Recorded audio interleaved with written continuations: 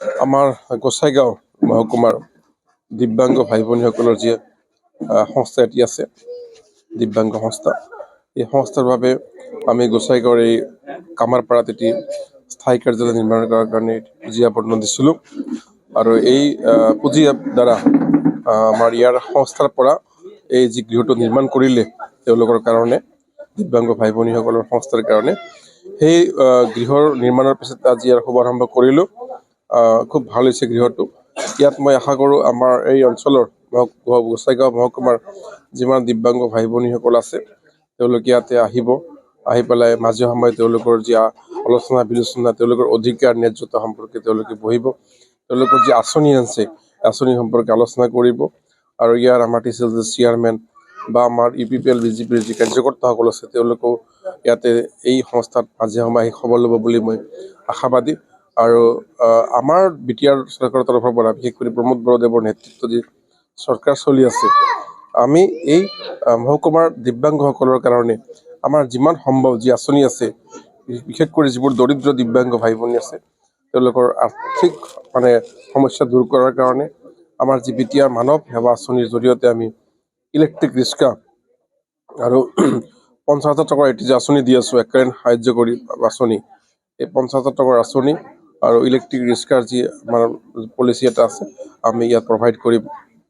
ইয়াৰে যিসকল যোগ্য দিব্যাংগ ভাই ভনী তাৰে একাংশক আমি সকলোকে একেলগে দিব নোৱাৰোঁ, আমি ফেজ ৱাইজ প্ৰতি বছৰে এই সংস্থাৰ পৰা যিসকলে তালিকা দিব সেই তালিকা মতে আমি দিব্যাংগ ভাই ভনীসকলক BTR মানৱ সেৱা আঁচনিৰ এই আঁচনিসমূহ দিয়াৰ কাৰণে প্ৰয়াস কৰিম। ডিজেবল পাৰ্চনছ এছ'চিয়েশ্যনৰ পৰা আজি Gossaigaon sub division disable persons association আজিৰ তাৰিখত ৰাতিপুৱা 8:33 ইনগ্ৰেশ্যন কৰিলোঁ। আমাৰ মাননীয় শ্ৰীযুত গৌতম দাস ছাৰে ছ'চিয়েল ৱেলফেয়াৰ ডিপাৰ্টমেণ্টৰ পৰা আমাক SOVD 5 লাখৰ এইটো অফিচ বনাবলৈ আমাৰ ডিজেবল কমিউনিটি দিছিল। সেইটো কমপ্লিট হোৱাৰ পাছত আজি অফিচটো আমি পোৱাৰ কাৰণত সৌভাগ্য আৰু বিৰাট আনন্দিত লাগিলোঁ। অনাগত দিনত আমাৰ BTR চিফ শ্ৰীযুত মাননীয় প্ৰমোদ বড়ো ছাৰে আৰু যিমানখিনি ডিষ্ট্ৰিক্টত হ'ব লগা আমাৰ অফিচখন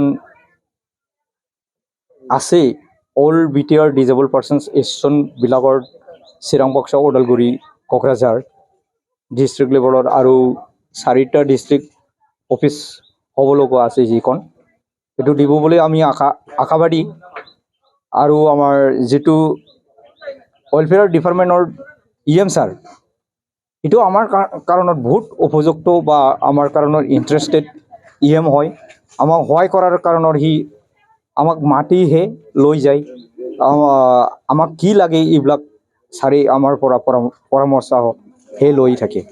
কেতিয়াবা আমাৰ মাজত যিবিলাক কষ্টৰ মাজত চলি আছে এইবিলাকৰ ছাৰে খবৰ লৈ থাকে।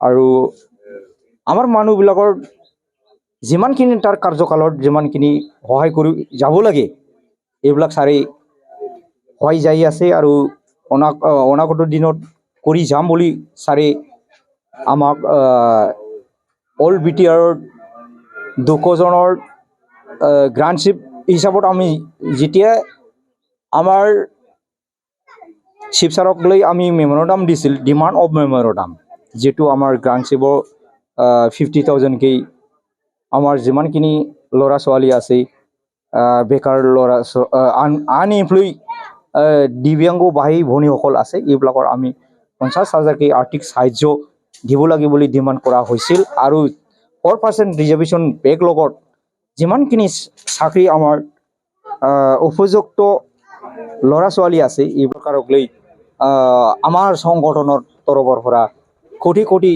ধন্যবাদ দি পেলাই আমি ছাৰক লৈ আৰু চৰকাৰক লৈ আৰু মাননীয় আমাৰ Gautam Das sir, honourable EM social welfare department and mental